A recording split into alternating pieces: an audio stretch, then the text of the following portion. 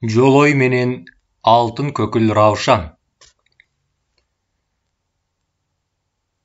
Ажар менен Қаныбек бираз эстерин жыйышты. Мурунку кейпи кетип, каны качкан беттерине кан жүгүрө баштады. Мергенчи эч сөз айтпады. Үңкүрдүн сол тарабындагы куарчадан алып келип, отту улуу жакты.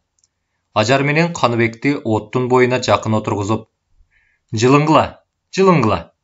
Суу болгон кийимдериңерди кургаткыла. Силерге таш кордо бышырып берейин, деп мергенчи үңкүрдүн бир капшытында сулап жаткан текени союуга камынды. Бу чалдын кебетеси Ажар менен Каныбекке өтө мейримдүү көрүнөт.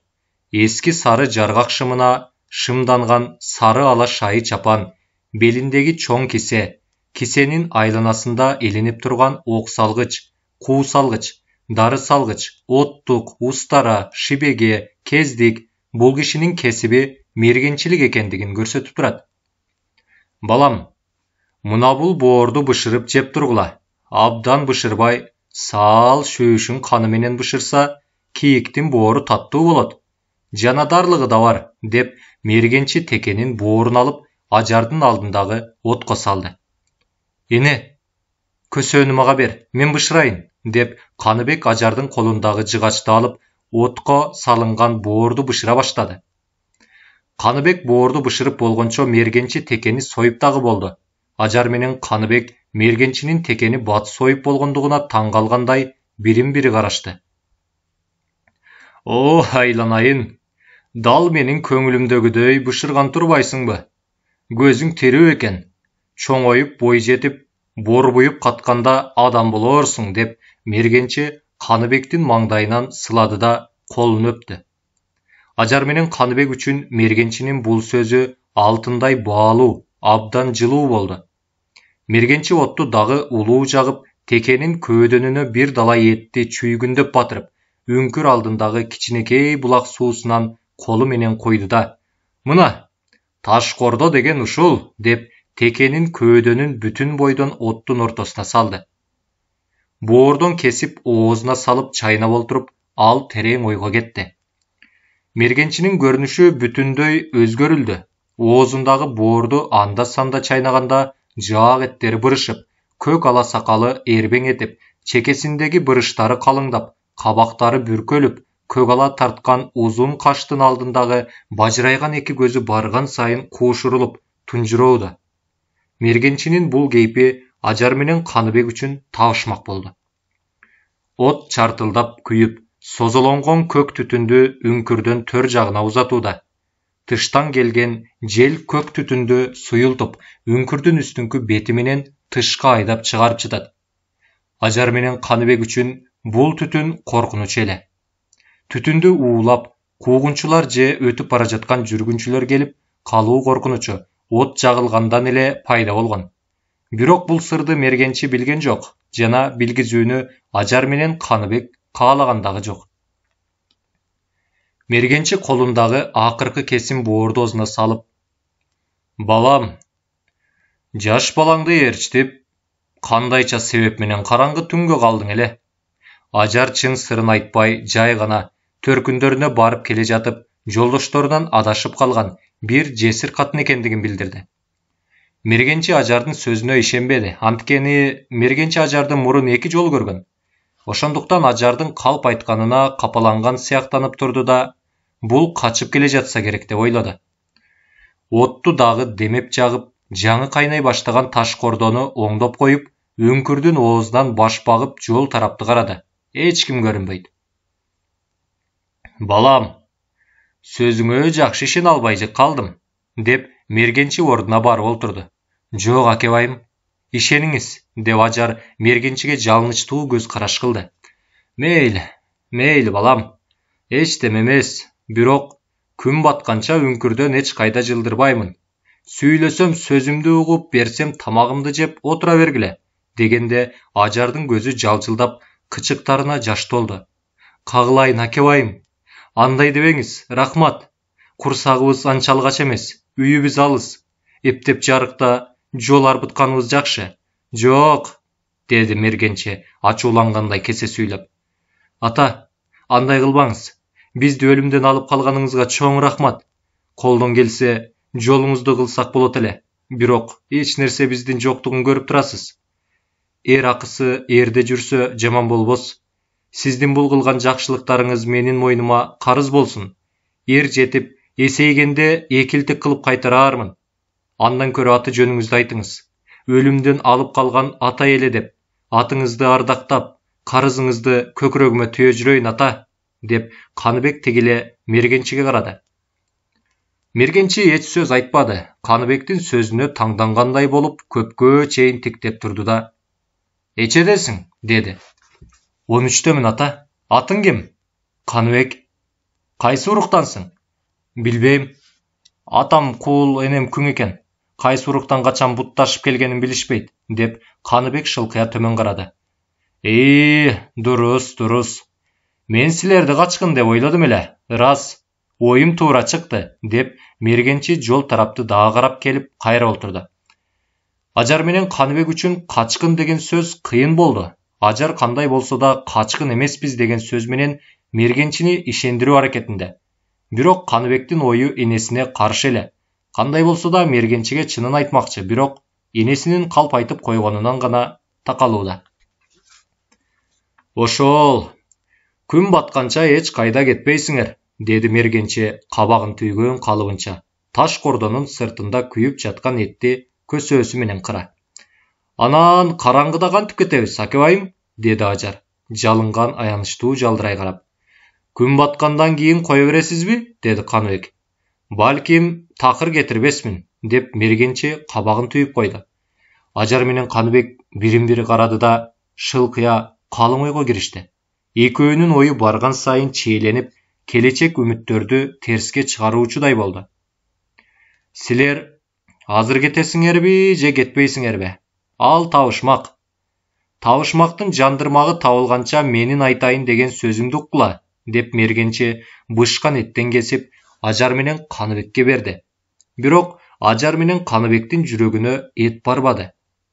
Балким чыныңарды айтсаңар жакшылыкча сүйлөшөрбүз, деп мергенчи акырын гана жымыйды. Сакалдуу адамга бекер калп айттың дегенсип Каныбек астыртаан энесине карады. Сен экөөң улуу чаттын ичинен башка жерди көрө элексиңер. Мен болсом көп жашадым, көптү көрдүм, деп мергенчи терең улутунду да бүгүндөн ары кандай окуялар болорун көрө жатарбыз. Мындан мурун бечаралар жарыбаган дыйкандар иштеп талыбаган, байлар жыргап куунаган, кол күңдөр куураган күндөр өттү. Ал күндөр жөнөтпөдү, зарлап өтпөдү, жердин бетин кандап өттү. Ал күндөр жетим менен жесирди, бечара менен кедейди, дыйкан менен момунду алдап өттү. Оба, балдарым, алдап өттү. Ал күндөр арам кыял митамга ат мингизип, агын суудан жалдап өттү. Байды байпайтып, байбичени кампайтып өттү, деп мергенчи отту көсөп, боркулдап жаткан таш кордону оңдоп коюп, мына ошол күндөрдү башынан кечирген Жолой менен Алтын көкүл Раушан жөнүндө бир сөз айтайын, балдарым. Жакшылап угуп отургула, деп мергенчи туруп дагы эки жакты карады. Тоо башына алтын жапкандай кылып күн нурун чачты. Топтогон булут тарап, асман айнектей жаркырады. Көңүлдү көтөргөндөй аба ырайы оңолду. Үңкүрдү имериле соккон салкын жел алда кимди беттеп сылап эркелеткендей кез-кезде үйрүп өтөт. От жээгиндеги бирин серин чала күйгөн чычала болбосо, мурунку алоолонгон оттун жалыны менен түтүнү жок.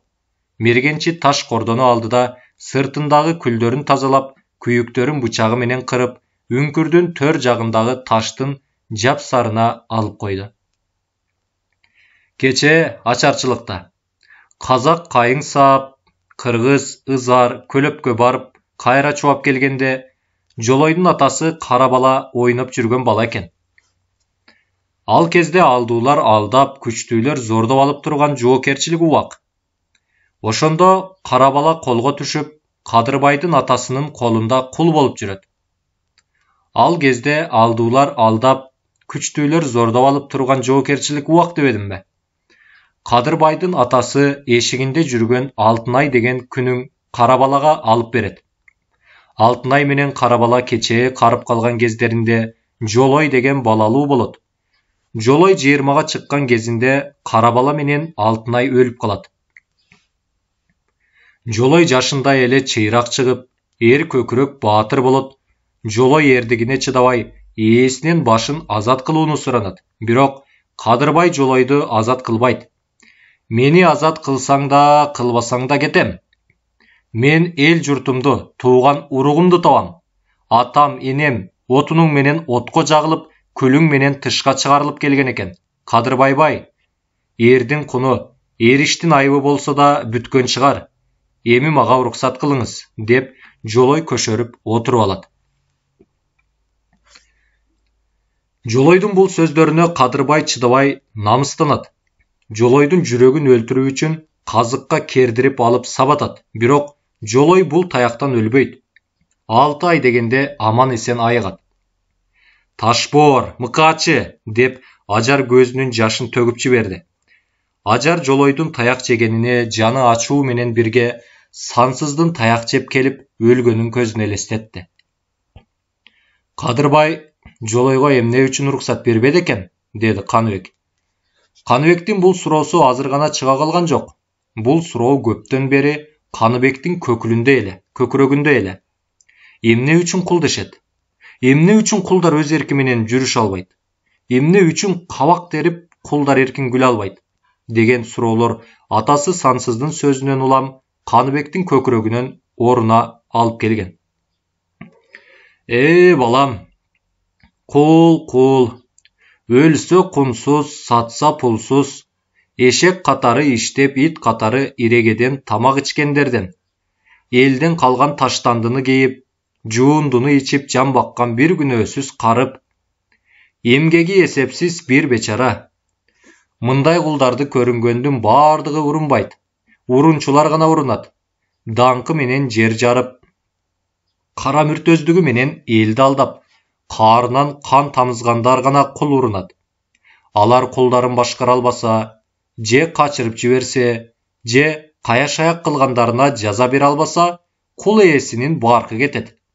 Экинчиден кул акы албаса, кул ээсинин кул акы доолабас, кийим сурабас бекер бир күч. Бекер күчкө ким кызыкпасын деп, мергенчи улутунуп, кийиз өтүгүнүн таманын отко жайып олтурган. Ажардын алдына колундагы көсөө менен чок тартты. Жыртык кийиз өтүктөн чыгып турган бутунун бармагын көрүп, мергенчиден уялып, Ажар бутун тартып алып кызыра түштү. Уялба, балам. Жаманда болсо кийиз өтүгүңдүн кургатып алганың жакшы, деп мергенчи оттун чогун Ажарга карата дагы чоңураак жайды да, Жолой таяк жеп 6 айда айыгат. Ою өзгөрүлөт. Кандай болсо дагы Кадырбайдан кек алуу керек экен деген тилекти алдына коет. Жолой Кадырбайдан кек алуу менен бирге Алтын көкүл Раушанды алып качмак болот. Алтын көкүл Раушан казак кыз эле. Кадырбай баштаган 100 киши жортуулга барып, олжого алып келген. Анан Алтын көкүл Раушан эле.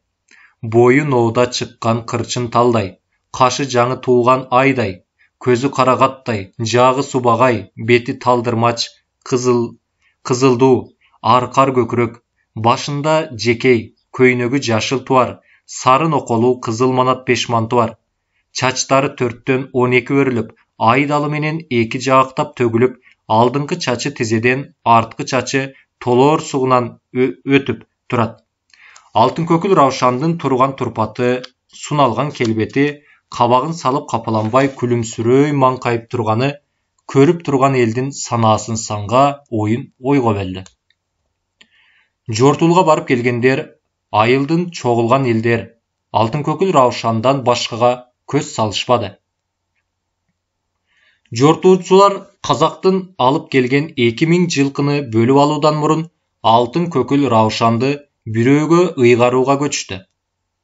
Бирок жортуулчулар кызды бирине бири кыйыша албай, араларынан чабыш чыгып барып токтоду.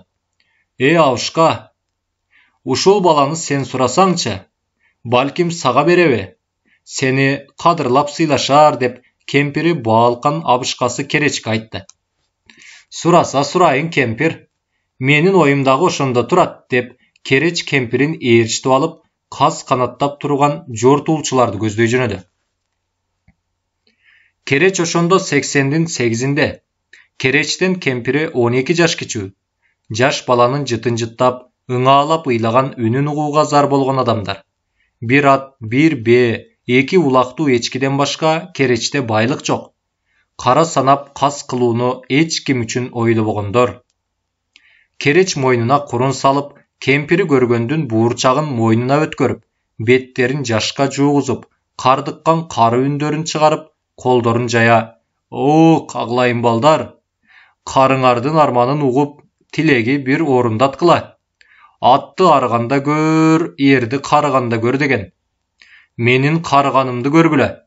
Чач бубактай агарып, сакал арчадай куурады. Ооздогу тиштер шакылдап, көздүн курчу кетти. Тизе титиреп, белден күч кайтты. Малга кемчил, башка чука келем. Ушул кызды мага кыйгыла. Бала кылып асырап алайын. Олжо алдым дебейин, балдарыман өнтө алдым дейин. Кыз алдым дебейин, эрлеримден белек алдым дейин. Күң дебейин, гүл дейин. Гүлдү жыттап кумардан каналы. Гүл берген эрлерди күндө 3 убак эске салалы. Жекендей ыргалып бой тартканда өзүңөргө акыл салалы. О мин, өмүрүңөр узун болсун деп Кереч кемпир экөө жортуулчуларга бата кылды. Айылдагы кулдар ыйлап, күңдөр боздоп, карап турган элдер шолоктоп, учуңар узарып, уругуңар көбөйсүн. Кереч акем менен Баалкан жеңемдин көңүлүн кайтарбагыла дешип, Керечке кошулуп чурулдап бата кылышты. Болуптур. Кыйдык Кереч акеме дешип, жортуулга барып келгендер дагы чурулдап кошо бата кылышты. Бирок Кадырбайдан үн чыкпады. Кадырбайдын өңү кумсарып, таноолору кыпчылып, тиштери кычырап, салынган терең кабактын алдындагы алайган 2 көз алда кимге заарын төгүп жиберчүдөй болуп, жан жагындагыларды карады да, «Жок, бул кызда эч кимдин акысы жок. Жортуулда жолду жана колду мен баштадым. Олжонун алдын жол баштаган жана кол баштаган кишиден башканын алууга акысы жок. Бул кызды мен алам. Башка олжодон бүчө албаймын. Барып жылкыны бөлүп алгыла», деди Кадырбай. Андай болсо өзүңүз билиңиз дешип, жортуулга баргандар олжо жылкыны бөлүп алууга киришти. Кадырбай Керечтин сөзүнө эч жооп кайтарбады. Кереч эмес, жалпы эл чуулдап экинчи ирет бата кылганына да карабай, алтын көкүл Раушанды жетелеп үйүнө кирип кетти. Бечара Кереч менен Баалкан көздөрүнүн жашын жамгырдай төгүп, «Чиркин бала, ай, чиркин бала, неге бизди зарланттың» дешип, буркурап, боздоп үйлөрүнө кайтышты, деди мергенче. «Бечара кемпир чал» деп Кереч менен Баалканга жаны ачыгансып, Кадырбайга ачуулангансып, Каныбек тиштене коломтодогу кызарып жаткан чокту көсөп алды. «Ташбоор Кадырбай» деп ажар көзүнүн жашын сүрттү. Мергенче кабагын чытып улутунду да, «Ооба, алтын көкүл Раушан ошол Ташбоор Кадырбайдын колунда 3 жыл турду.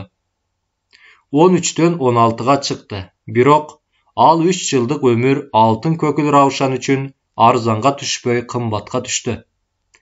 Кадырбайдын аялы Канышанын жашы 40-тан не багашкан.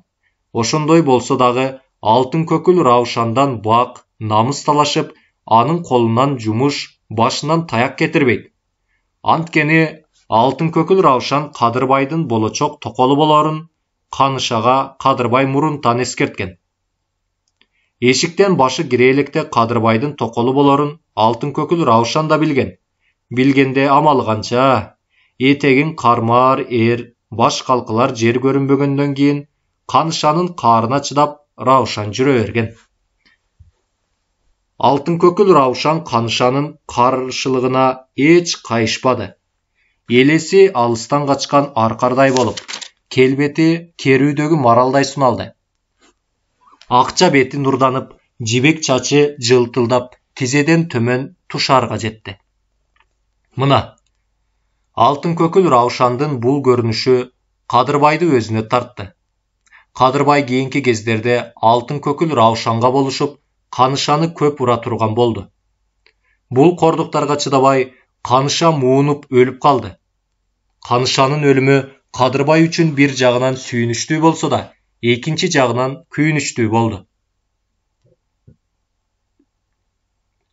Канышанын куну үчүн анын төркүндөрүнө 30 кул, 100 жылкы, 1000 кой, 6 туйгун, 9 жорго, үртүктөгөн 3 түлүк, күлүк, 9 ак төө, 9 тайлак, 9 боточулук кун төлөдү.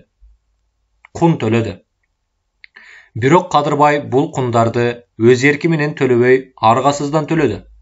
Анткени Канышанын төркүндөрү кол курап келип, макул десең ушул кунду төлө. Жок, төлөбөс. Катуудан казаныңды. Жок, төлөбөсөң катуудан казаныңды, жумшактан күлүңдү койбой, элиңди бүт чабабыз деп камап жатып алды. Кадырбайдын каршылык кылууга дарманы болбоду. Мурунку үзөңгү жолдошторунун баары коркконунан Канышанын төркүндөрүнө болушуп кетти. Ошондуктан кун төлөп, Кадырбайдын ата туугандары, ага туугандары боору менен жылып калды. Бул окуя Кадырбай үчүн кыйын болду. Бирок ошол чыгымына татый турган алтын көкүл Раушан Кадырбайдын төрүндө отурат. Кадырбай алтын көкүл Раушанды медер кылып, алтыным, менин абалым ушул болуп калды. Ушундай күнгө түштүм. Ким үчүн? Сен үчүн. Раушан, сен үчүн. Эр ортону элүүдөн ашып калган кезимде бул мага кыйын. Бирок сен барсың, алтыным. Канышанын кунуна кеткен бардык малыман сени өйдө көрөмүн деп Кадырбай өзүн өзү сооротор эле. Бирок Кадырбайдын жүрөгү алтын көкүл Раушан деп соккону менен алтын көкүл Раушандын жүрөгү Кадырбайдан башкага согор эле. Алтын көкүл Раушан келгенден тартып эле элдин оозуна кирген. Кыз келиндер мактап, кызыккан уландар ырга кошо баштаган. Күндөрдүн бир күнүндө Жолой бээ саадырууга чыкты. Кадырбайдын үйүндөгү кул күнү Салбар менен алтын көкүл Раушан экөө бээ сааганы барышты.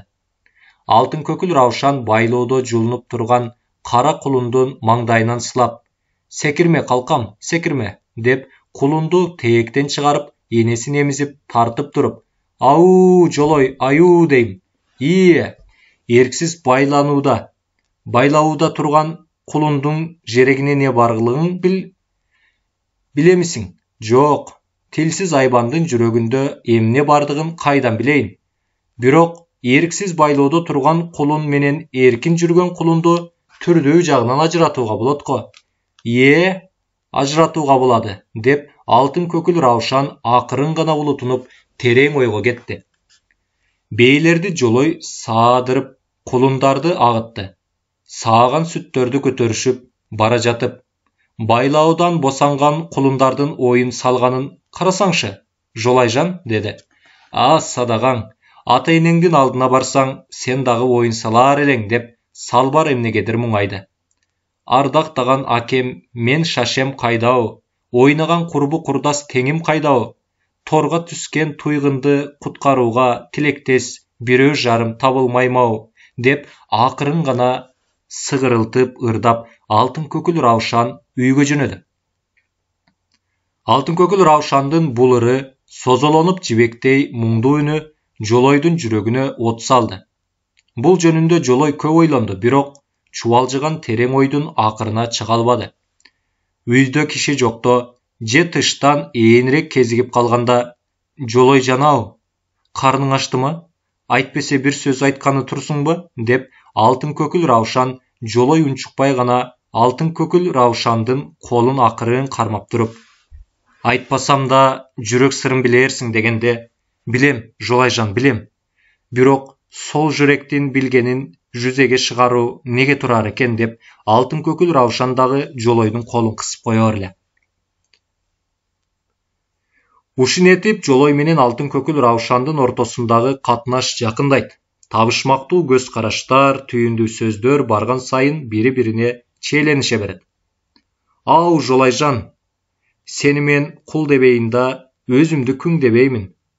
Баки құл күң деп айтушылар айтатын шығар. Бирок сүйүүмдин ишинде құлы менен күңі болмас. Арине, болмас қалқам. Мынау бай баласы мен бай қызының сүйүүі, мынау құл менен күңдүн сүйүүі деп ешкім сүйүүге тамға салмаған шығар. Мынау алтын көкіл Раушандың жүрегі, мынау Жолайдың жүрегі. Осы екі жүрек бірін-бірі зорламай сүйеді ғой. Осы екі жүрек бірін-бірі қимайды ғой. Олай болса, қалай ақмақ осы екі жүректе ажыратмақшы, деп алтын көкіл Раушан Жолойдың мойнынан құшақтап тұрып, маң-маң кер желер мекен, жортар мекен, маң-маң кер қасқыр көрсе қорқар мекен, деп ырдап қылар эле. Жолойдағы толқынданып, алтын көкіл Раушандың обондорунун бирине салып, алтын көкіл Раушанды құшақтап көкірегіне қысып тұрып, маң-маң кер жорға болса, неге жортасың? Маң-маң кер сыртта болса, неден қорқсын, деп қатқырып қылар эле. Бирок иш чатакка айланып, тилек бошко чыга турган болот. Күтүлбөгөн убакта Кадырбайдын зайыбы каныша өлүп, ойго келбеген кун төлөдү. Алтын көкіл Раушанды жанындай жакыны, жан аяшпас тилектеши Жолой 30 кулдун бири болуп кунга кетет. Жолойдун кунга кетиши алтын көкіл Раушан үчүн айтып түгөскүсдөй кыйын абал болот. Анын акчыл бети сарга чалып, нурдуу жүзү жаш жууйт. Карагаттай кара көзүн жаш каптап, жарык кабагын камыккан кайгы басат. Жатса да, турса да көзүнүн жашын көл кылып, сыбызгыдай үнүнө салып, Жолайжан, кайда кеттиң, неге кеттиң? Мен міне солган гүлдөй алга жеттим. Тилекке өзүң мени жеткирмесең, мен сорлы кайта келмес жолга кеттим, деп зарлана баштайт. Анан үстүнө эл жайлоого чыкканда аламын деп жүргөн Кадырбай жакын күндөрдүн ичинде нике кыйдырып, алтын көкүл Раушанды алмак болот. Алтын көкүл Раушандын айласы кетет. Жаным алтын көкүл Раушан, өлбөсөм келип алып кетем, кул болуп кунга кетти деп, асты капа болбо деп кеткен эле Жолой. Бирок качан, кайсыл күнү келмек? Ал табышмак, али Жолой жок.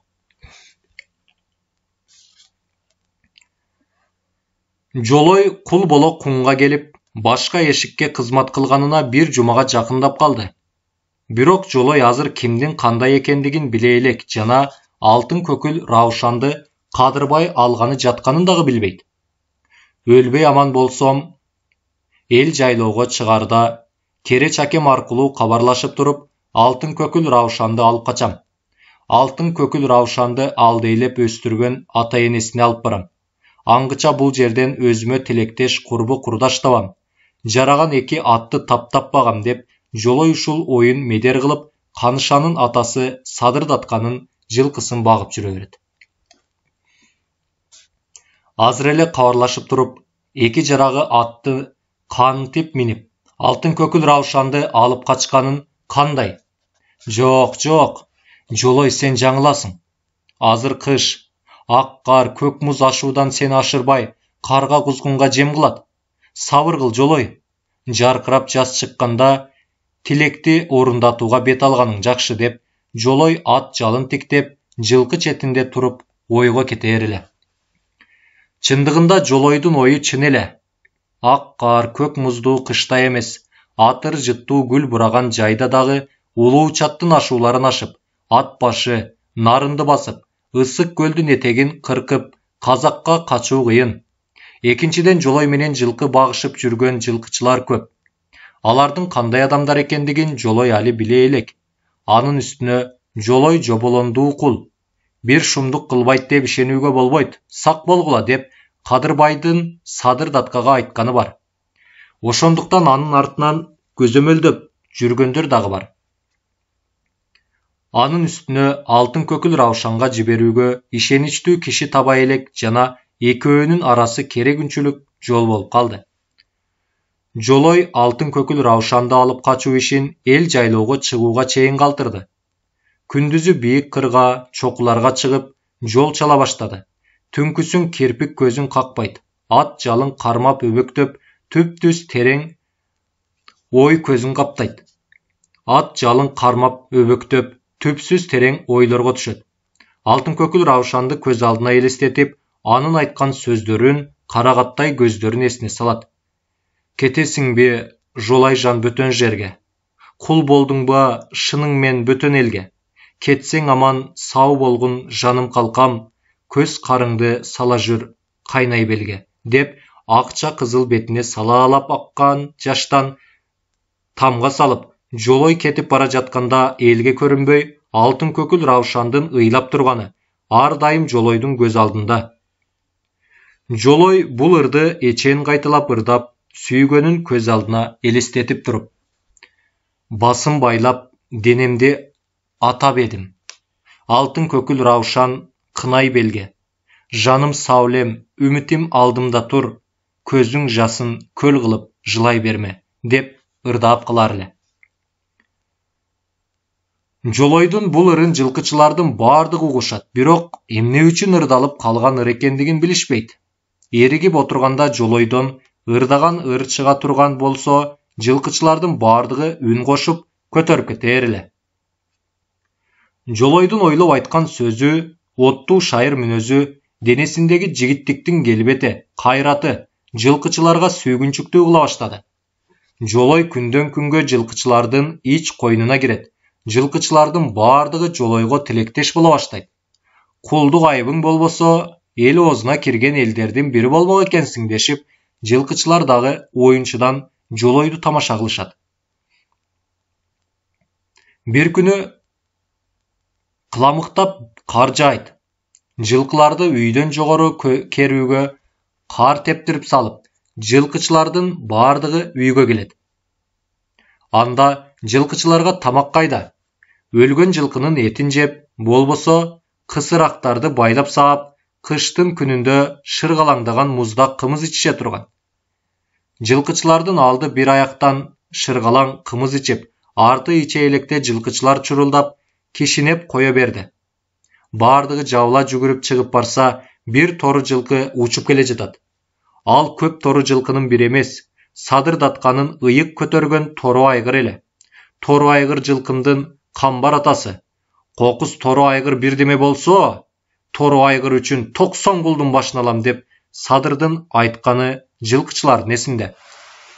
Кокуй, тору айгыр көрүнөт, деп жылкычы башчысы Кара Чоро бакырып жиберди. Айланайындар кармайлы, кокуй өлдүк, деп жылкычылардын бардыгы чурулдап жиберишти. Аңгыча болбой Жолой жүгүрүп барып тектирчеден ташты тээп, тору айгырдын учун келе жаткан жолуна тура калды. Кокуй, Жолой өлөсүң, айгыр өлсө мейли, бардыгыбыз качабыз, деп Кара Чоро кыйкырат. Жолойго жардам берип кармашууга эч жылкычы даабайт. Анткени Жолойдон төмөн асты бийик аска, асканын асты күрөлдөгөн суу, ага түшкөн адамдын өлүк эмес, таруудай бөлүнгөн сөөгүн табуу мүмкүн эмес эле. Жолойдун жогорку жагында кичинекей тектир сымак түзөң бар эле. Ошол түзөңгө айгыр келип токтоп, аман эсен майып болбой туруп, кайра жылкыга кетет. Бирок жылкычылар бир жолдошунан ажырайт. Бардыгы ыйлап, Жолойго жардам берем деп, асканын башынан кулап кеткен жолдошун карашат. Күркүрөгөн чоң суу, күркүрөгөн капчыгай, айбаттуу дабышын чыгарып, алда кимге каардангандай болуп жатат. Ал жолдошунан дарек жок. Чиркин өмүр, шордуу кулдар.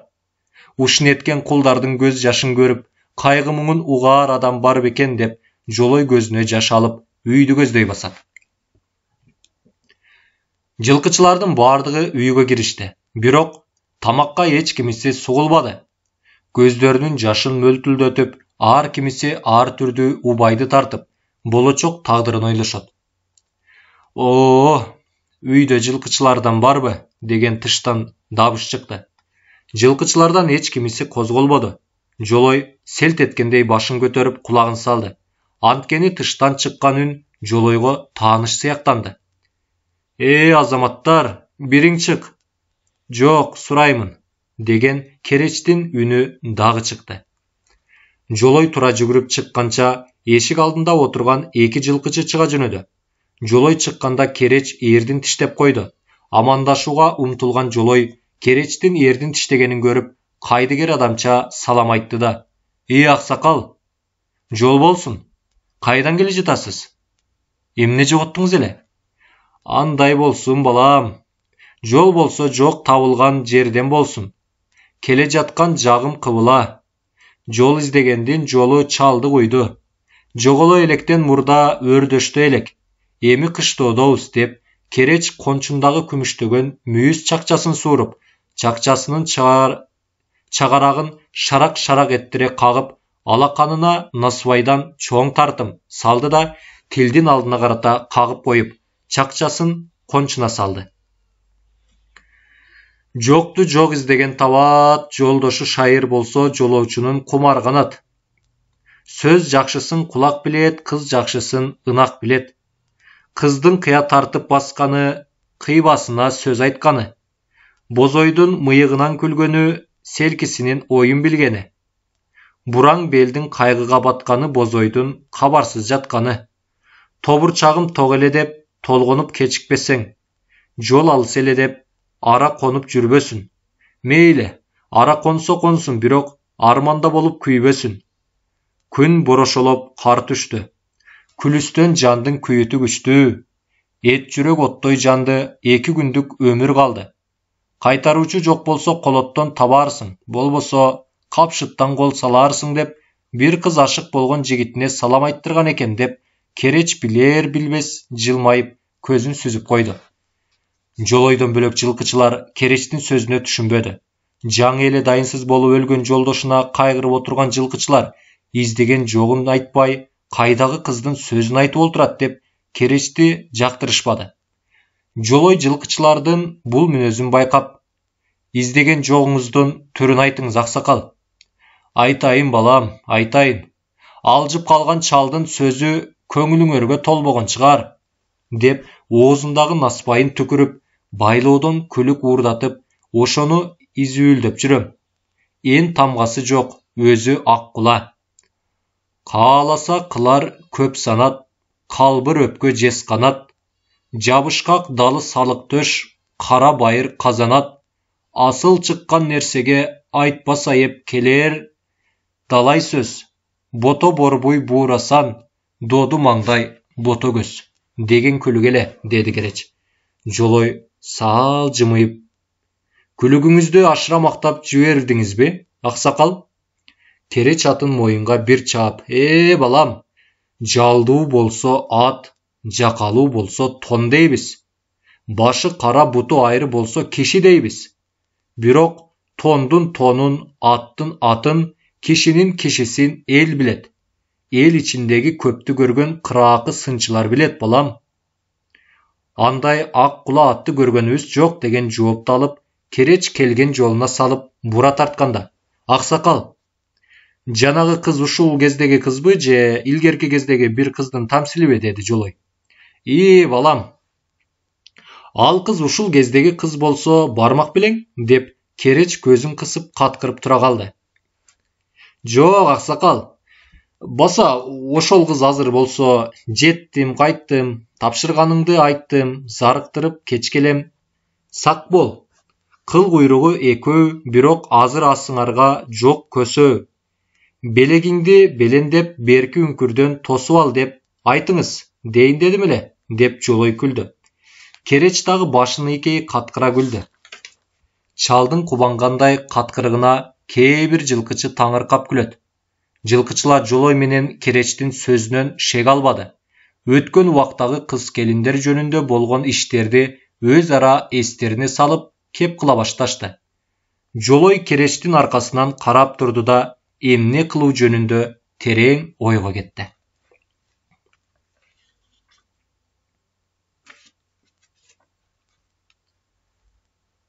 Кадырбай сөөк саактуу кара тору киши. Беттеринин бырыштары калыңдап, сакал мурутун агаралап калган, жашы болсо 50-нү не багашкан.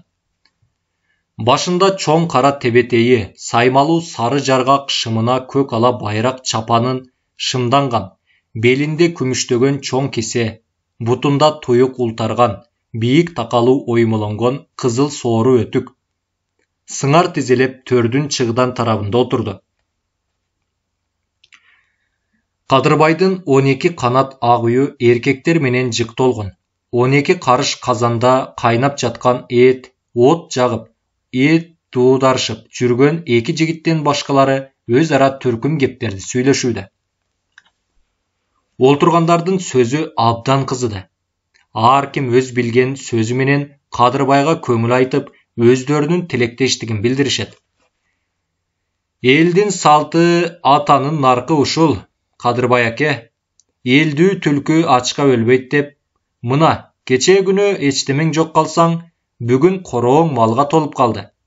Ал эми катын өлсө камчы сап сынган менен тең деген эмеспи? Тотуча 90 түрдөнгөн, калтарча миң кубулган, тоонун салкынындагы гүлдөй нурданган, аркар эмчек, кыргый кыял кымчабел, алтын көкүл Равшан канышанын ордун басат, деди төрдө олтурган Кадырбайдын аталаш тууганы Шамырбек татка. Жаш татка Шамырбектин сөзүнөн улам олтургандардын арасында шайырдык мүнөз пайда болуп, чалдардын көкүрөгү өргө чапты. Айыл арасы күндөгүдөн 1000 порум. Короонун ортосунда байланып турган кой, козу, эчки, улак, уй, жылкы, төө. Бул малдын бардыгы алтын көкүл Раушандын тоюна кошумча делинип, Кадырбайдын жакын санаалашкандарынан, сөөк тамырларынан келген мал.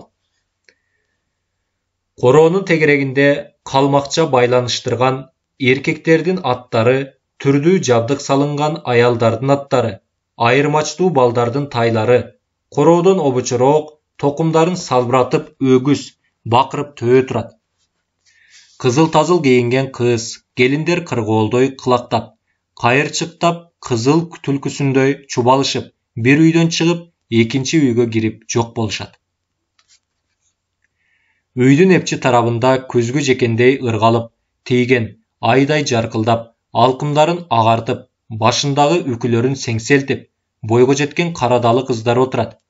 Алардын арасында акча жүзүн кайгыга салып, ичинен сыздап, ийининен дем алып, алтын көкүл Раушан отурат. Жолой келип, бактымды ачабы, же Кадырбай өлтүрүп кара жерге көмөбү деп, суроону 1000 кайталап эсине салууда. Айылдын четинде түрдүүчө кийинген балдар күч сынашып күрөшүп, күчтүүсү күчсүзүн төө басты кылып, эптүүсү эпсизинен төө мантек укуй алып жатты. Ыза болуп ыйлаган балдардын кээси өгүздөй өкүрүп, кээси ботодой боздоп, мурдуна чүлүк тарткан торпоктой бышылдап, көзүнүн жашын салаалатып, чимкиригин куйултуп, ата энесине келип жатты.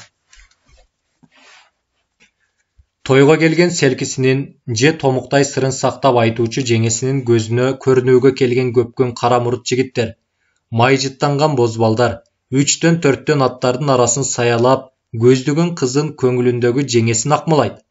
Кайбири сүйгөнүнө таарынгансып, үстүмөндөп, кар кучактап жатат. Кадырбайдын үйүнүн күн батыш тарабында 15 чакты кемеге, күңдөр суу ташып, кулдар отун алып, от жагып, кул күң эмес курсагы тойбой куурагандар кемегенин башын аңды олтурушат. Отун отко тийип, кызыл жалынын соймоңдотуп, көк түтүнүн асманга бурулдата, кара казандагы этти баркылдатып, кайнатып жатат. От жактырып, суу куйдуруп, кемегедеги этти башкарып турган Кадырбайдын агасы Карабай казан башынан эт жегизбөө үчүн сак-сактап кайтарып турат. От жагып, суу куюп жүргөн кул күңдөр жана кемегенин башын аңдып олтургандар ар кайсы айылдан келгендер.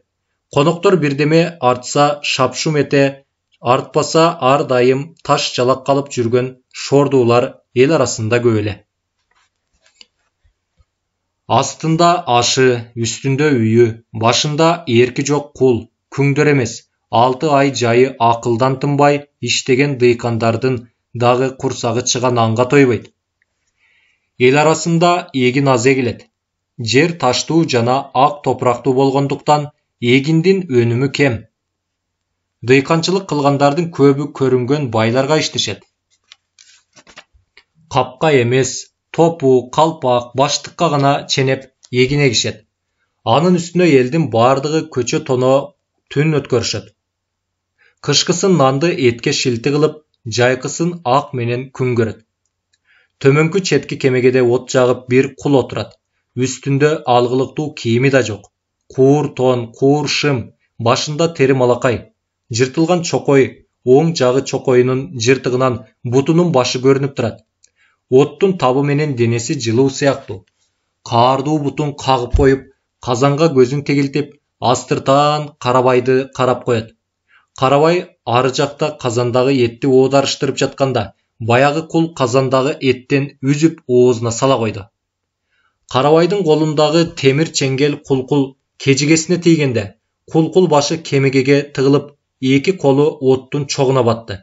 Ай шорду ай, бир үзүм эт жеймин деп эки колунан ажырады го, деп жанындагы картан кул жашып терс карай берди. Кантесиң, заман ошондой. Кулдун колу отко күймөк турсун, өзү өлсө дагы Карабайга кеп эмес.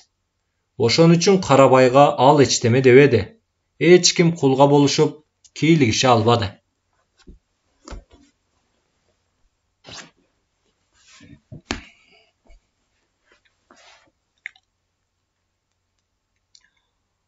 Ак көкүлдү минип, ак сурду коштогон жолой чак түштө Керечтин үйүнө келип түштү. Керечтин үйү айылдын жогорку асканын алдындагы үңкүрдө. Кереч 3 жылдан бери жалгыз үй жүрөт. Кереч, сен элден журттан бөлүнүп, жалгыз үй жаман жорго баштадың го, деп көп кишилер айтты. Бирок элдин айткан сөзүн Кереч укпады. Өсөрүм калган жок эле, өлөрүм калды. Баардык өнөргө бар элем, бир балага зар элем. Жалпы баарыңардан бир кызды сурасам бербедиңер. Эми мени айылдаш кондуруп эмне кыласыңар деп Кереч жооп берер эле.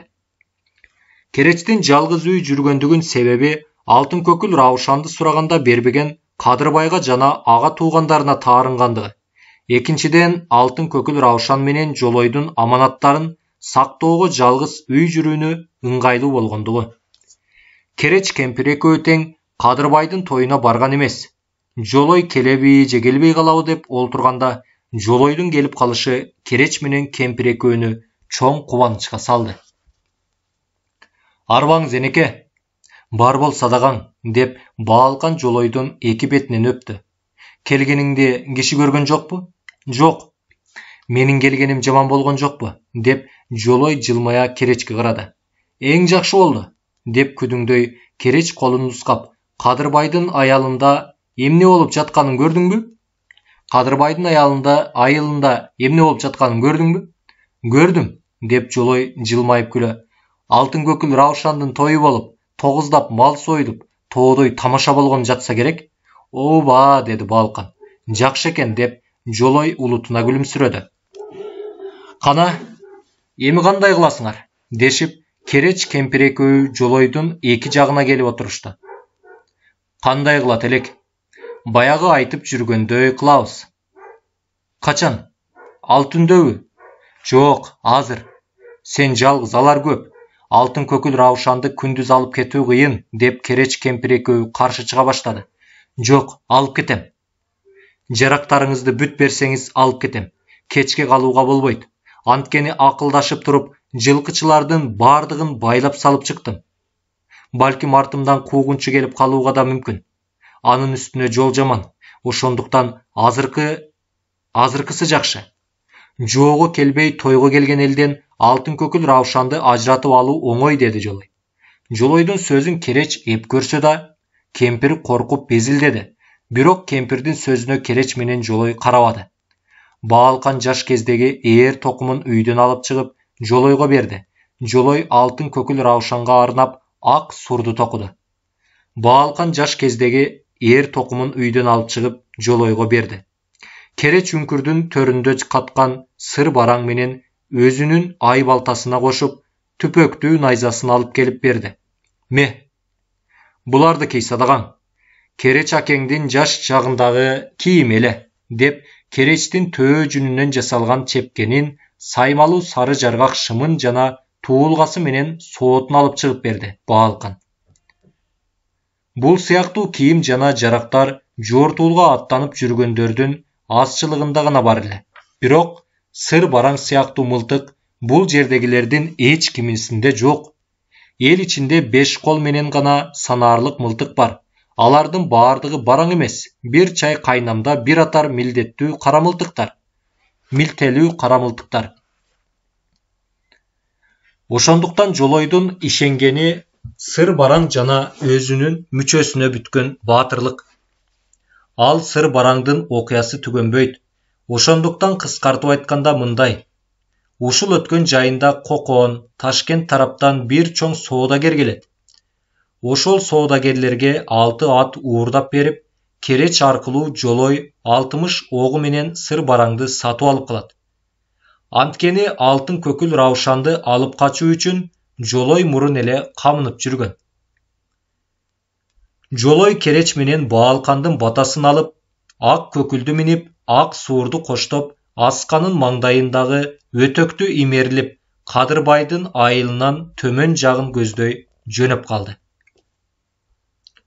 Сыр бараңды асынып, найзаны карыга илип, ай балтаны такымга кысып, ак суурду коштоп бара жаткан Жолойду карап турганда, кемпир чалдын көзүнө эски жомоктогу айтылган алыптар, жети баштуу желмогус менен кармашкан баатырлар элестеди. Жолой эч кимге көрүнбөй, өтөктү имерилип кетти. Кереч кемпирин ээрчитип тойго жөнөдү. Экөөнүн максаты тойго барып, томуктай эт жеш эмес, алтын көкүл Раушанды алып, Жолойдун аман качып кетүүсүнө жардам берүү. Тойдун эти Кереч келе электен мурда желип, элдин баардыгы тамашага небак чыккан. Айылдын алдындагы ак карлуу түзөң керүүгө тамаша курулган. Тамашанын башы кунан чабыш, ат чабыш болуу керек эле. Күн суук, жол жаман болгондуктан ат, кунан чабыш болгон жок. Тамаша уударыш, эңиш, күрөштөн башталып, аягы жамбы атууга токтолду. Элдин баардыгы жамбы аткандардын тамашасын карайт. Узун шыргай орнотулуп, шыргыйдын башына туура жыгач байлап, ал жыгачтын учунан ылдый салаңдатып, жамбы байланган. Жамбынын 4 кайыш боосу бар. Бирок 10 чакты киши тарсылдатып атып жатып, жамбынын 3 боосун үзүп аткандыктан, жалгыз боо жамбыны араан гана кармап турат. Мергенчилер атып жатып чарчады. Мергенчилердин огу түгөндү. Жамбыны эч ким атып түшүрө албады. Эми жамбы атууну токтотуп, улак тартууга көчөлү деп, дайек кармаган жаш татка Шамырбек элдин алдына чыга калып кыйкырды. О, токтой тур. Жаш татка, менде жалгыз ок бар. Бирок карып калдым. Карып калсам дагы алтын көкүл Раушандын тоюнда бир атып калайын деп, колундагы дүрмөлүү мылтыгын кармап, Кереч шымдакчан басып келди. Мына, менин атымы мине коюңуз деп, четте турган мергенчи түшө калып, атын Керечке берди. Элдин баардыгы жалдырап, Керечке карашты. Чоңдор эмес, топураңдашып, чаап жүргөн балдар дагы жарданып тура калышты. Керечтин максаты жамбыны атып түшүрүп байге алуу эмес, Жолойго белги берүү эле. Белги берүү менен бирге жамбыны таамалай атып көрөйүн деген ой. Керечке атка мингенден кийин пайда болду. Эр көкүрөк неме, карылыкка моюн сунай элек экен го. Эр карыса да ой карыбайт эмеспи? Атып түшүрө бербекен. Мындай жамбынын далайын атып түшүргөн Кереч эмеспи? Бирок жамбынын боосуна көзү жетпес дейм. О, кокуй, азыр дагы далай жаштын көзүнөн Керечтин көзү кыйын дешип, калың эл өз ара кеп кылышып, Керечтин атышын чыдамсыздык күтүшүүдө.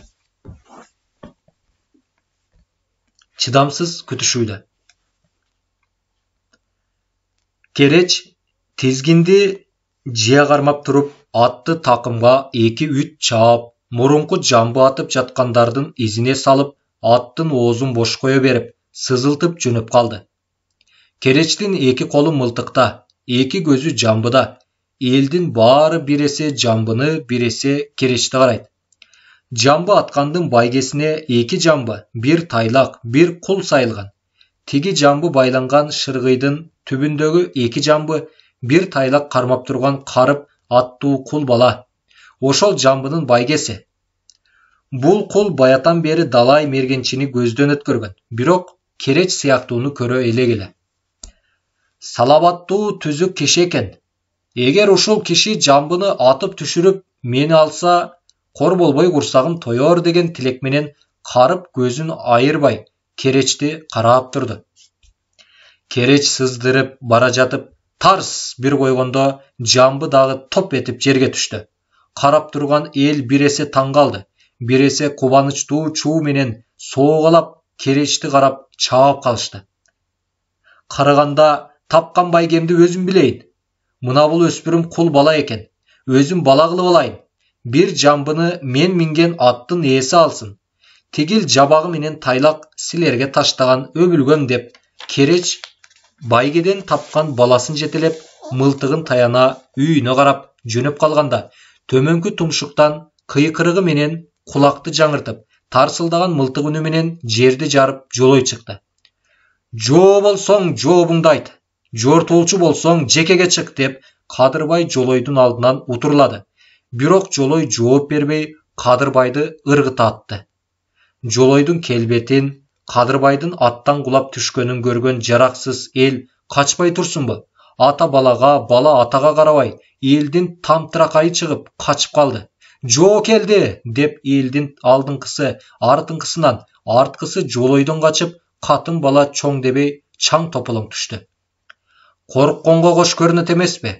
Жолойдун башындагы туулгасы, жаркылдаган сооту, тарсылдаган сыр бараңы, калкылдаган айбалта, найзасы, кыйкырган үнү, аскалуу тоонун ауулаган жаңырыгы корккон эл үчүн сан колдой көрүндү.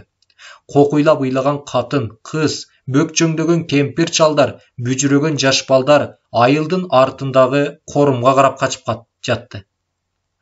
Калкам Жолай деп алтын көкүл Раушан жүгүрүп келип, Жолойду чылбырдан алды. Жаным, сак саламат жүрөсүңбү деп Жолой алтын көкүл Раушанды ак суурга миндизди. Жолойдун кабарын алтын көкүл Раушанга айтып коюп, Баалкан үйүнө небак барган. Садагаң болоюн алтын көкүл Раушаным. Жолоюңа жетти деп Баалкан чоң кубаныч менен Жолойду карап турду. Атаңдын көрө коен жүрөктөр деп Кереч көчүгүн ташка коюп, баласынын колунан кармап, Жолойдон качкан элдин кызыгына батты. Жолой менен алтын көкүл Раушан атка минип ашуу бек болгондуктан азырынча Кашкарды бет алышты. Эки туткундун экиге чыкканын көрүп, Кереч менен Баалкан өздөрүнчө бата берип, кубаныча карашып, жаны тапкан баласын карыптын бетинен өбүштү. Жолой менен алтын көкүл Раушан Кашкарга барышат. Кашкардын түндүк тарабындагы Ярбак дарбазасынан кирип, Бакирахун деген бир кедейдин үйүнө баш калкылашат. Жолой ар кимдин кызматын кылып, күнүмдүк тамагын табат. Бакирахун дагы күндүк кызмат кылып, күнүмдүк тамагын таап турган. Жашы 30дан ашып калган чарчы бойлуу, бужугур кара киши. Анын зайыбы Хатчакан, ичке бойлуу, сулууча келген кара каш, жашы 20дан жаңы гана ашкан. Алтын көкүл Раушан жаңы келген кезде турмуштан жатыркап, Хатчакандын тилине түшүнбөй чоочуркап жүрсү да, кийинки күндөрдө ынак болуп кетишти. Экөөнүн ынактыгы Бакирахун менен Жолойдун тапканын ортого салды. Күндөрдөн күн өтөт. Алтын көкүл Раушан менен Хатчакан тим олтурушпай, топу, жоолук сайып, сатып, Жолой менен Бакирахунга жардам беришет. Жолой менен алтын көкүл Раушан ак эткенден так этип, жаздын келишин, ашуунун ачылышын күтөт. Кыштын узак түндөрүндө кучакташып жатып, тилектеринин келечектери жөнүндө сүйлөшөт. Жолайжан, менин акем 6 агайын эди. Алтауынын байлыгы асып таспаган, тек өздерine мол жететін малдар болатын. Бирок алтауынын ортасында жалгыз ак мен едим. Алтын агайынын үйүндө бай кызындай мамырлап, кан кызындай саулетмен жүретим едим. Кайыр, эгер өлмөй тири болсак, жаркырап жаз күнү нурун шашса, көгерип көктем келсе, Жолай, мен алтын көкүл Раушан эсен сау барып калса, 6 агайынын ортасындагы канымен канышасыз Жолай мен алтын көкіл Раушан болмай ма, деп алтын көкіл Раушан Жолойды көкірегіне қысып-қысып қойыр эле. Жолойдағы алтын көкіл Раушандың ойын улап, терең ойға батқанда, ақ көкіл минип, туылға соотын киіп, жарқыраған жарақтарын жарқылдатып, алтын көкіл Раушанын ээрчтеп, ат башына нарын, қочқор, чүйді басып, қайнына барып, қайнына барып қалғанда, қаныша бейкештің қан күйеуі келді дешіп, туш-туштан жеңелері тосып, қайын ағалары қадырлап салам айтып тұрғандай болор эле. Ушнетип Жолой менен алтын көкіл Раушан тилек тилеп жүргөндө иш чатагына айланып калат.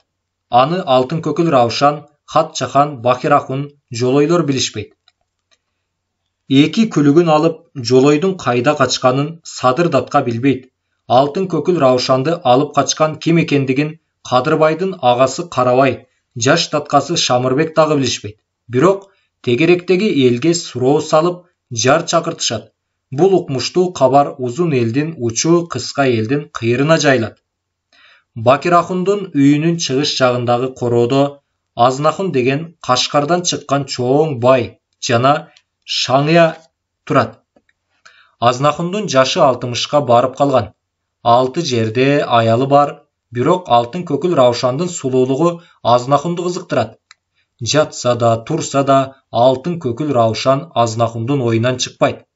Кандай жол менен алтын көкіл Раушанды алуунун амалын таппайт. Көз көрүнө тартып алууга Жолойдон жана элден чочуйт. Эч амал таппайт. Азнахун 2 ай өткөрөт. Акыры качкын экенин билип, Жолой менен алтын көкіл Раушанды конокко чакырат. Келгениңер көп болуп калды, меймандар. Чакырып чай бере албай уят болуп жүрдүк. Мындан ары келип кетип жүргүлө. Баатыр болсоң дос болоюн, кордук көрүп качып жүрсөң жардам кылайын деп Азнахун Жолойду бал тилге салат. Бирок Азнахундун бал тилине Жолой эри койбойт. Сырын айтпай, жөнөкөй гана бир кыргыз экенин айтат. Бирок Жолойдун жообуна Азнахун ишенбейт. Ишенмек турсун иштин бардыгын тууралап койгон болот. Себеби Садырдатка менен Карабай Шамырбек датканын чакырган жарынан аттардын өңү түсүнөн улам алтын көкіл Раушан менен Жолойдун качкын экенин жакшы билет.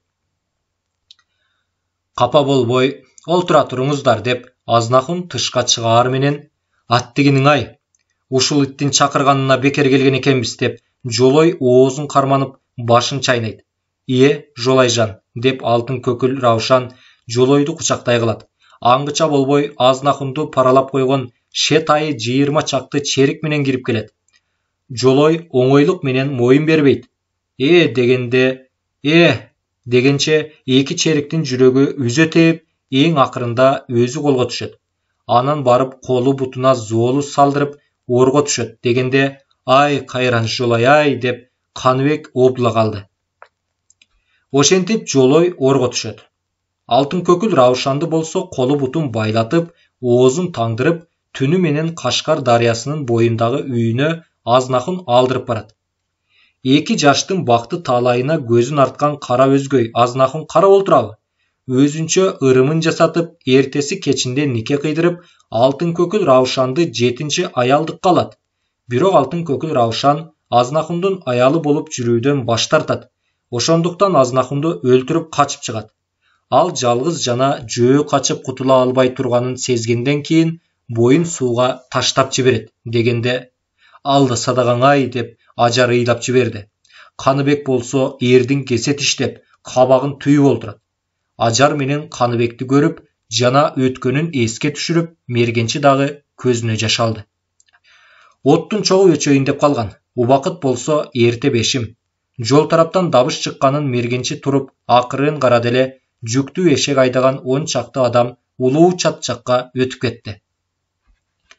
Мергенчи көптөн кийин катты үшкүрдү да, ошентип алтын көкіл Раушан Жолой менен коштошуп, келбес сапарга Кашкар дарыясынын агымы менен кете берет. Бакирахун Жолой менен алтын көкүлдү Раушандын кайда экенин билбей калат. Жолой болсо ордон чыга албай 15 жылы жатат. oordun içindeki nın, sasık jıt, Joloydun denesindeki kubatты büt sorat. Söөгүнүн kurçu agıp, Joloy alda kança kiçireyet. Akırı öle turgan bolgondo, oordo birge jatkan joldoşun inisi Karoolчун öldürüp, Joloy baştagan 3 kişini oordon kutkarıp çıgarat. Алтын көкіл Раушандың күйітіне чыдабай, Жолой мылтығын алып, тоғы шығып кетет, деп мергенчи көзінің жашын төгіп тұрды да, ошол кордукту башынан өткөргөн, каардуу бороондой катаалдуу күндүн кордугун көргөн. Ошол күндүн ушул күнгө чейин эл арасына көп жолобой, мергенчилик менен өзүн өзү сооротуп келген Жолой менмин, деди мергенче. Ошол Жолой сизсизби? Деди Ажар менен Каныбек жарыша. Ооба, ошол Жолой менмин балдарым. Мен быйыл 53-кө чыктым. Алтын көкүл Раушандан ажыраганыма 30 жыл болду. Ошондон ушул убакка чейин үйлөнбөдүм. Үйлөнүүнү эч качан ойлободум. Үйлөнүүнү ойлосом да Алтын көкүл Раушан сыяктууну кезиктире албадым. Анын үстүнө Алтын көкүл Раушан тирүү экен деген кабар уктум, деп Жолой айтканда, тирүү экен дешип Ажар менен Каныбек Жолойго карай обдулушту. Алтын көкүл Раушан тирүү экен. Жолойду өлдү деп угуп, Хотен шаарындагы Эмил Ахун деген байга тийиптир. Жаңыдан Анархан аттуу кыз төрөп алыптыр. Жолой тез келсин деп, мындан 7 жыл мурун баягы Бакир Ахун досум кат жаздырып жибериптир. Мен шашылып, мындан барсам, менин багым байланып, Бакир Ахун өлүп калыптыр. Алдагы окуя деди Ажар. Бирок ошого карабастан Хотен шаарына бардым. Бир ай сандалып жүрүп, Эмил Ахун аттуу кишиден онду таптым. Бирөө баңгы, төртөө кедей, экөө соодагер, экөө дыйкан кишилер болуп чыкты. Дагы бир Эмир Ахуну болсо мен баргандан 1 жылы мурда өлүп, үй бүлөсү Кашкарга көчүп кетиптир. Хотенден Кашкарга келип Эмил Ахундун үй бүлөсүн таппадым. Бакир Ахундун жаздырган катында чындык бар эле. Бирок ал чындык кайда? Жолой өлдү деп Алтын көкүл Раушан кимден укту? Бардан бар. Кашкар дарыясында боюн таштап жиберген Раушан кантип өлбөй аман калды? Аны өлүмдөн ким куткарды? Бул суроолор силерге кандай табышпак болсо, мага да дал ошондой табышмак, жандырмагы жок деп Жолой көпкө чейин муңайып турду да. Бул сырымды силерге мактанып айтып отурганым жок. Өткөндөгү кордуктун бир элесин эсиңерге салып, ыйлатайын деп олтурам. Ыйлатайын деп олтурганым жок. Силерди чейралтайын деп олтурам. Акебай, чыныңызды айтыңызчы. Сиздин атыңыз Жолой эмес, Жоро болсо керек эле го? Деп Ажар жылмая карады. Аның чын балам. Жолой атымды Жоро деп эч кимге сырымды айтпай жүргөнүмдүн себеби Атабек. Биздин айылдагы Атабекпи? Деди Каныбек. Ооба, Атабек Кадырбайдын агасы, Карабайдын баласы. Дешти Ажар менен Каныбек. Мен ордон чыккандан кийин эч ким тааныбай калды. Жана атымы өзгөртүп, Алай тараптан бутташып келген бир мергенчи болуп жүрөм. Мен силердин айылга көп барганмын, бирок көбүнчө жашынып барганмын. Антип баргандагы максатым Карыпка жардам берүү болчу. Карып акем, сиздин эмнеңиз? Деди Каныбек өтө таңдалуу менен. Ал менин иним. Алтын көкүл Раушанга Кадырбай той берип жатканда, Кереч атам жамбы атып таап алган баласы деп Жолой жылмайып койду. Дешип Ажар менен Каныбек эмнегедир кубангандай бирине бири карашты. Мени билгендер Баатыр Жолой дейт, билбегендер элден безген Капыр Жоро дейт. Бир күнү элде турсам, 10 күнү тоодо жүрөм. Ордон чыккандан бери өмүрүм ушинетип келди. Бул өмүрүмдө эч кимге баш ийбедим. Аскалуу тоонун ардактаган эркеси, мергенчилигимдин сүйгөн пендеси болуп, ала тоонун арасын мылтык үнү менен жаңыртып келдим. Аскалуу жоого кошулуп ырдаштым да, албан түркүм кийик менен сырдаштым. Аскалуу жоого мен үн кошподум. Аскалуу жоо мага үн кошту. Ооба балдарым, мага үн кошту, деп Жолой көпкө чейин тунжурап отурду да. Бирок Жолой, Сен жаңылған көрінесің. Bir башыңды азат қылдың.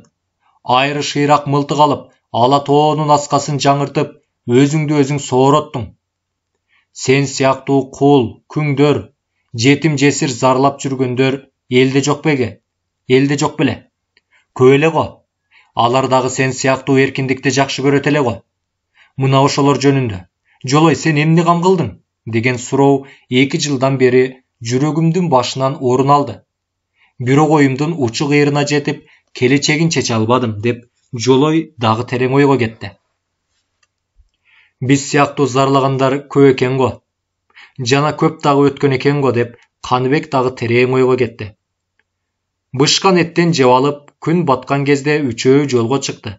Мылтыгын асынып, аса таягын Жолой алдыга түштү. Кудай, эми карышкыр кезикпесе экен, деди Ажар. Ажардын оюнча карышкырдан башка кыйын жоо жок сыяктуу эле. Балам, карышкырдан коркпо. Карышкыр бизге кол салмак турсун. Жолой келе жатат деп күнчүлүк качар, деди да айбаттуу коңур үнүн чыгарып, Жолой күлүп койду. Жылдыз жымыңдап, алдыдан утуруп жел сокту. Анда санда бабыраган бакырып, үкүлөр үстүртөн учуп ооздорун шакылдатты. Алда кайдагы асканын туңгуйугунан күркүрөгөн көгүчкөндүн эркеги зикир чалат. Капчыга ичи күрүлдөп, чоң сууга күч алдыгат. Түнкү абанын ырайы жакшы болгондуктан жолоочулар үчүн жол жүрүү дагы көңүлдүү болду. Чебердегиле. Мен баскан жерден жаңылбай баскыла, деп эчен татаал жолдордон Жолой Ажар менен Каныбекти аман алып келет. Жолой үчүн күн менен түндүн айырмасы аз. Бул өңдүү жол эмес, жолсуз талаас калуу зоолордун арасынан айсыз караңгы түндөрдө бөрүчө жортуп, түлкүчө жойлогон Жолой. Жолой жолду гана эмес, ала тоонун ой чуңкурун бүтүн кыдырып, түлкүнүн ийинен коёнду коңулдан алган. Илбирс кылт эткенче, түлкү жылт эткенче ыргыта аткан Жолой. Каттуу бакыт, какшаал, улуу чаттын тоолорун гана эмес, ат башы, нарын, тогусторо, арпа, аксай, алай, памир тоолорун 2-3 жолу кыдырып чыккан Жолой. Кыйла жол арбыттык. Түн ортосу ооп калды. Ушул жерге азыраак эс алып, эттен жеп алалы, деп бир белге чыгып, ташка көчүгүн коюп Жолой олтура кетти. Ырас эле акебайым, эс алып алалы, сиз чарчадыңыз көрүнөт, деди Ажар. Балам, алтын көкүл Раушандан ажырап, ордон чыккандан берки өмүрүмдө бир дагы ат мингеним жок. Кандай болуп чарчаарымды азыр биле элекмин, деп кубангандай күлүмсүрөп турду да, мурдагы жылы Нарындагы Аламышыктын тоосуна бардым. Ал жерден мага 6 мергенчи кошулду. Жетөөбүз Аламышыктын тоосундагы соломого камап 6 элик атып, этин бышырып жеп олтурсак, эрдин атын алыстануу күйүнө барба деген экен. Жолой деген атыңызды эл ылакап кылып, даңкыңызды алыстан угар элек, эми туздаш болуп олтурабыз.